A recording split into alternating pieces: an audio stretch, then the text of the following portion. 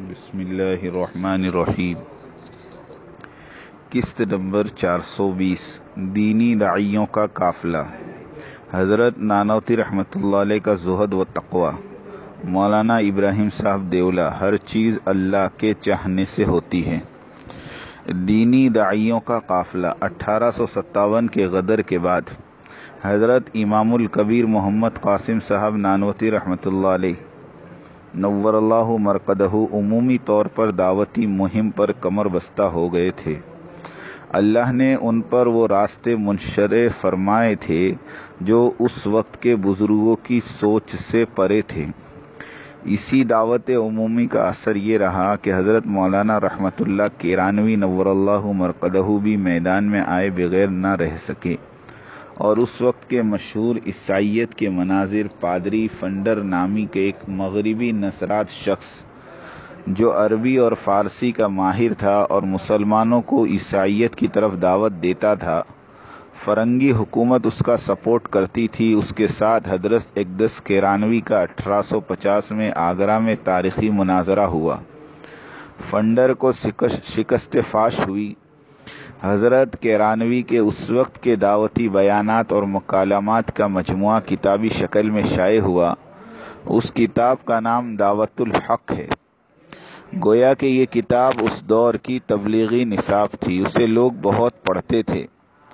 ہند اور مصر میں یہ کتاب بہت مقبول ہوئی، اور کسی زمانے میں مصر کے دینی مدرسوں میں یہ کتاب ان کے نصاب میں بھی شامل رہی۔ ان حضرات کی ہمت خداداد کو دیکھ کر غیر علماء افراد کا ایک جتھا بھی ان کے ساتھ دعوتی کام پر کھڑا ہوا۔ ان میں بعض بہت نامور ہوئے، جن میں دہلی کے مولوی منصور علی صاحب نے خاصی شہرت پائی۔ مسلمانوں میں دعوت دیتے تھے اور پادریوں سے مناظرے کرتے تھے۔ اس طرح ایک دن یہ فن مناظرے کے امام کہلوائے گئے۔ اسی طرح ایک اور صاحب نعمان ابن لقمان نامی تھے، جو اپنے آپ کو وکیل دین رسول اللہ قرار دیتے تھے۔ ان کے پاس ان کی اپنی بنائی ہوئی مہر تھی، اس پر بھی یہی نام لکھایا تھا۔ ان کا مبلغ علم عادی بوستان سے بھی کم تھا، لیکن ولولہ اور للہیت میں ممتاز تھے اور شعرگوئی بھی کر لیا کرتے تھے۔ ان کے اشعار ہمارے بڑوں کی زبانوں پر بھی گنگناتے دیکھے گئے۔ در فیض محمد ہے تو آئے جس کا جی چاہے، نہ آئے آتش دوزخ میں جائے جس کا جی چاہے۔ معاذ اللہ، فرزند خدا کہتے ہیں عیسیٰ کو، تو دادا کون ہے ان کا بتائے جس کا جی چاہے۔ ہمارے دائی کبیر حضرت مولانا محمد عمر صاحب پالنپوری رحمۃ اللہ علیہ بڑے اجتماعوں میں بڑے جذبات کے ساتھ یہ شعر پڑھتے تھے۔ حضرت امام الکبیر اپنے تلامذہ سے فرماتے تھے کہ تم بھی کھڑے ہو کر بازار میں کچھ بیان کر لیا کرو۔ فائدہ، واللہ بازاروں میں کھڑے کروا کر بیان کروانا یا کیا یہ گشت والے عمل کے مشابہ نہیں تھا؟ یعنی گشت کا نام نہیں تھا، مگر گشت والا عمل اسی وقت سے شروع ہو چکا تھا۔ اور یہ بھی فرماتے تھے کہ مسلمانوں کے وکلا یعنی دعوتی کام کرنے والے جہاں بھی نظر آئے ان کی مدد کیا کرو۔ فائدہ، یعنی نصرت والا عمل جو آج تبلیغ والوں کی محنت کا ایک مخصوص طرز ہے، یہ بھی متواتر چلا کرتا تھا۔ اور یہ بھی کہا جاتا ہے کہ نوجوانوں کا ایک بڑا جتھا اس دینی کام کے لیے حضرت امام الکبیر کے ارد گرد جمع رہتا تھا۔ فائدہ، کیا نوجوانوں میں کام اسی کو تو نہیں کہا جاتا؟ فائدہ، یہ ساری کارگزاری ہم نے ہمارے رئیس المؤرخین و محققین علامہ سید مناظر احسن گیلانی قدس سرہ کی مایہ ناز کتاب سوانح امام الکبیر محمد قاسم صاحب نانوتی رحمۃ اللہ علیہ سے اخذ کیے ہیں، نور اللہ مرقدہ۔ حضرت نانوتی کا زہد و تقوی۔ ان سب خدمات دینیہ کے باوجود حضرت بے نام و شہرت رہنے کا داعیہ رکھتے تھے۔ فرماتے تھے کہ میں اس حال میں رہوں کہ کوئی مجھے نہ جانے نہ پہچانے۔ جانوروں کے گھونسلے ہوتے ہیں، میں یہ تمنا کرتا ہوں کہ میرا ٹھکانہ بھی نہ ہو۔ اور کبھی روتے ہوئے فرماتے کہ کاش کوئی میری ہوا بھی نہ پاتا۔ حضرت نے وعظ گوئی سے ہمیشہ بچنا چاہا اور نہ ہی کبھی پڑھانا چاہا۔ لیکن اس مرد قلندر سے سارا ہندوستانی نہیں بلکہ بیرون ہند بھی علوم کے پڑھنے پڑھانے کی سنت انہی سے زندہ ہوئی۔ ماخوذ از سوان امام القبیر قاسم صاحب، مؤلف مناظر احسن گیلانی رحمۃ اللہ علیہ۔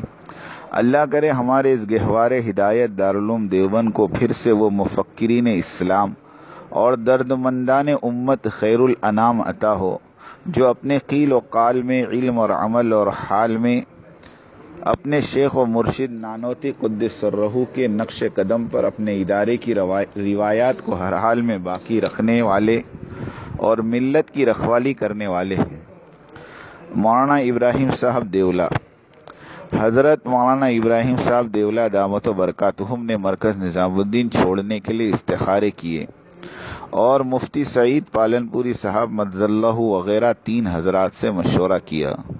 انہوں نے کہا کہ آپ مرکز چھوڑ دیں اور حضرت نے مرکز چھوڑ دیا۔ لطیفہ، مشورہ تو دعوتی ماہرین سے کیا جانا چاہیے تھا، مگر مولانا ابراہیم صاحب دامت و برکاتہم نے مفتی سعید پالنپوری صاحب اور ان جیسے 2 علماء کرام سے مشورہ لیا۔ حالانکہ دنیا جانتی ہے کہ حضرت مفتی سعید پالنپوری صاحب کا ایک دن بھی تبلیغ میں نہیں لگا، نہ ہی وہ اس کام کو اس نظر سے دیکھتے ہیں جو دوسرے اکابرین دیکھتے ہیں، یعنی مفتی سعید صاحب پالنپوری مدظ اللہ پیشاوری زندگی دعوتی کام سے یکسر لا تعلق اور غیر حمایتی رہے۔ حاجی موسیٰ بابر صاحب رحمۃ اللہ علیہ فرماتے تھے کہ جب مفتی سعید صاحب پالنپوری مدرسے سے فارغ ہوئے تو میں انہیں حضرت جی یوسف صاحب رحمۃ اللہ علیہ کی خدمت میں لے کر گیا اور دعا کی درخواست کی۔ حضرت جی یوسف صاحب رحمۃ اللہ علیہ نے پوچھا، مفتی صاحب کبھی جماعت میں نکلے ہو؟ تو مفتی صاحب نے فرمایا، نہیں، اور آئندہ بھی کبھی تبلیغ میں وقت لگانے کا ارادہ نہیں ہے۔ یہاں حضرت میر کا شعر صادق آتا ہے، میر کیا سادہ ہے بیمار ہوئے جس کے سبب اسی عطار کے بیٹے سے دوا لیتے ہیں۔ جو مفتی صاحب تبلیغ سے کبھی واسطہ ہی نہیں رکھتے، انہیں تبلیغی معاملات میں مشورہ دینا ہی غیر درست فیصلہ تھا۔ مفتی صاحب سے فقہی مسائل دریافت کیے جاتے تو سمجھ میں آتا، تبلیغی محنت کے مد و زجر سے انہیں کیا تعلق۔ انہوں نے تو فیصلہ سنا دیا کہ مرکز چھوڑنے ہی میں بھلائی ہے، اور مولانا ابراہیم صاحب دیولہ دامت و برکاتہم نے مرکز چھوڑ دیا۔ مولانا اگر یہی مشورہ کسی داعی اللہ سے لیتے تو وہ کبھی مرکز نہیں چھڑواتا۔ لطیفہ، ہمارے اس بیان سے مفتی صاحب کی گستاخی کرنی مقصود نہیں، بلکہ ایک اصول اور اسلوب دعوت پیش کرنا ہے کہ دعوتی مسائل دعوت میں چلنے والے ہی جانتے ہیں۔ تبھی تو مفتیان دارالعلوم دیوبند کی کیسٹیں میڈیا پر بھری پڑی ہیں کہ کوئی سائل تبلیغ اور مرکز تبلیغ کے بارے میں پوچھتا ہے تو وہ صاف کہہ دیتے ہیں کہ ہم سے مت پوچھو، تبلیغی بات تبلیغ والوں سے پوچھو۔ فاسألوا اہل الذکر میں یہ قاعدہ بتایا گیا کہ جس بات میں آ کر پھنس جاؤ تو اس بات کے ماہرین ہی سے پوچھو۔ فقہی بات فقہا سے اور دعوتی بات دعوت کے ماہرین سے پوچھی جائے تو وہی اس کا حل معقول طریقے پر سمجھا سکتے ہیں۔ حضرت حاجی امداد اللہ صاحب نور اللہ مرقدہ سے لوگوں نے ان کے مرید امام الکبیر قاسم صاحب نانوتی نور اللہ مرقدہ کے بارے میں شکایت کی کہ بھائی قاسم علمی اور ملی مشاغل میں لگے رہتے ہیں، معمولات میں سست ہوتے جا رہے ہیں۔ حاجی صاحب نے دریافت کیا تو عرض کیا کہ معمولات کو پورا کرنے میں انقباض محسوس کرتا ہوں، علمی و ملی مشغلے میں سکون اور راحت۔ تو شیخ نے فرمایا، مبارک ہو تم پر اللہ تعالیٰ کے صفت العلیم کا فیضان طاری ہوا۔ طبیب حاذق رگ پر ہاتھ رکھ کر روگی کے احوال بیان کر دیتا ہے۔ ہر چیز اللہ کے چاہنے سے ہوتی ہے، سب تقدیر کے کھیل ہیں۔ کسی نے ہمارے ایک مدراس کے ساتھی سے کہا کہ جو مرکز سے گئے ہیں انہوں نے زندگیاں لگا دی تھی، تو ساتھی نے جواب دیا کہ انہوں نے تو صرف زندگی لگائی، لیکن الیاسی گھرانے نے تو 4 نسلیں لگا دی۔ ہمیں حیرت ہوتی ہے جب یہ سنتے ہیں کہ یہ حضرات حضرت جی مولانا یوسف صاحب کے ساتھی ہیں۔ جواب، مرکز چھوڑ کر جانے والوں میں سوائے مولانا یعقوب صاحب کے علماء میں تو کوئی بھی حضرت جی مولانا یوسف صاحب رحمۃ اللہ علیہ کے ساتھ نظام الدین مرکز میں تربیت نہیں پایا۔ مولانا ابراہیم صاحب دیولہ دامت برکاتہم تو سن 1974 سے مرکز نظام الدین میں مقیم ہوئے، اور حضرت جی یوسف صاحب رحمۃ اللہ علیہ تو سن 1965 میں انتقال کر گئے، یعنی 9 سال پہلے۔ رہا جماعتوں میں مرکز نظام الدین جانا آنا، یہ تو سبھی کرتے ہیں۔ صحبت اٹھانے کا مقصد یعنی مقیمین میں رہنے کا شرف نہ تو مولانا ابراہیم صاحب دامت برکاتہم کو ملا اور نہ ہی احمد لاٹ صاحب کو، اور یہ ناممکن ہے کہ حضرت جی کی صحبت ملے اور پھر اس طرح کی بغاوت کر کے نئی جماعت تیار کر لے۔ وعجبا، ساری ترقی پائی مرکز نظام الدین کے طفیل اور اسی کو اجاڑنے چلے، یہ بھی کوئی وفاداری اور شرافت ہے؟ جس تھالی میں کھاؤ اس میں چھید لگاؤ، اس سے برے اخلاق اور کیا ہو سکتے ہیں؟ مرکز کے مقیمین تو اس شعر کے مصداق ہوتے ہیں، ہم تو جیتے ہیں کہ دنیا میں تیرا نام رہے، کہیں ممکن ہے کہ ساقی نہ رہے جام رہے، یہ تو اپنی اپنی وفاداری پر منحصر ہے۔ اس ہفتے کی دعوتی کام کی کارگزاری، علی گڑھ میں میوات کے ذمہ دار ماسٹر صاحب کی جماعت چل رہی ہے۔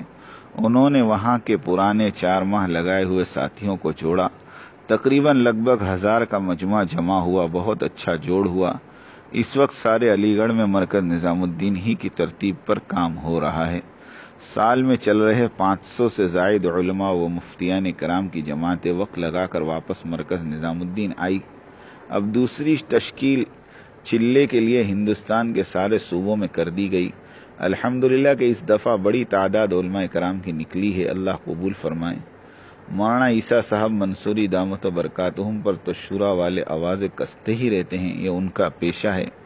ہر وقت نئے الزام تراشیاں، اس میں کوئی حقیقت نہیں۔ بمبئی والے اپنے مسائل کو نمٹنا اچھی طرح جانتے ہیں، انہیں کسی کی رہنمائی کی کوئی ضرورت نہیں۔ اورنگ آباد کا اتنا بڑا اجتماع سنبھال سکتے ہیں تو کیا اپنی مساجد کے مسائل حل نہیں کر سکتے؟ مفت میں مولانا عیسیٰ صاحب یا کسی کا نام لینا محض شرارت کے سوا کچھ اور نہیں۔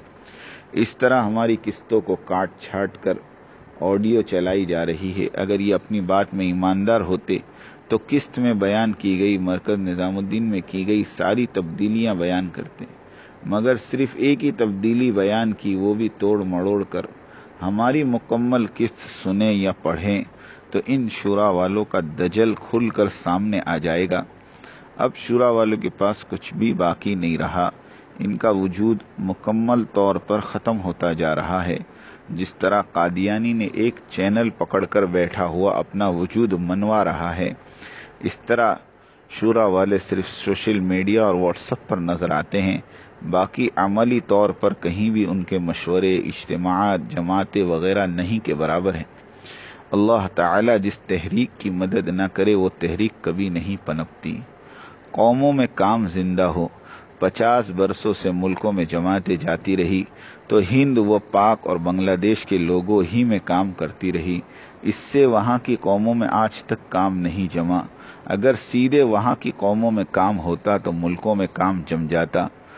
جماعتیں ڈائریکٹ افریقی، یورپی، امریکی قوموں میں کام کرے، انہیں بڑھاوا دے، اہمیت دے، تعلق جوڑے، مرکز بلائیں، جس طرح صوبوں کو بلاتے ہیں اس طرح انہیں بھی بلائیں، خاص کر مشرقی یورپ اور جنوبی امریکہ والوں کو کہ ان کی رسائی صرف ڈیوزبری تک ہی رہ گئی تھی۔ اغراض پسندوں کی وجہ سے یہ قومیں اپنے اصلی مرکز نظام الدین تک نہیں پہنچ سکی۔ اللہ کرے کہ جس طرح ایشیا کے ملک والوں سے مرکز بھرا رہتا ہے، اس طرح افریقی، امریکی اور یورپی لوگوں سے بھی مرکز بھر رہے ہیں۔ اہلیان دعوت اپنے اصل مرکز کی طرف نہیں لوٹیں گے تو پھر وہ اپنی ہی تبلیغ کرتے رہیں گے۔ منقول۔ اس کا ثبوت ان ملکوں کے وہ ساتھی ہیں جنہیں UK کے بزرگوں نے وہاں جا جا کر پیری مریدی کا جال بچھا دیا اور بجائے تبلیغ کے اپنی ذات سے جوڑا۔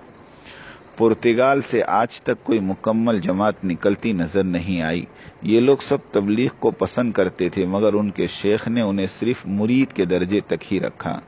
یہی حال برباڈوس، پاناما، ٹرینیڈاڈ، ٹباگو وغیرہ جنوبی امریکہ کے ملکوں کے عوام کا ہے۔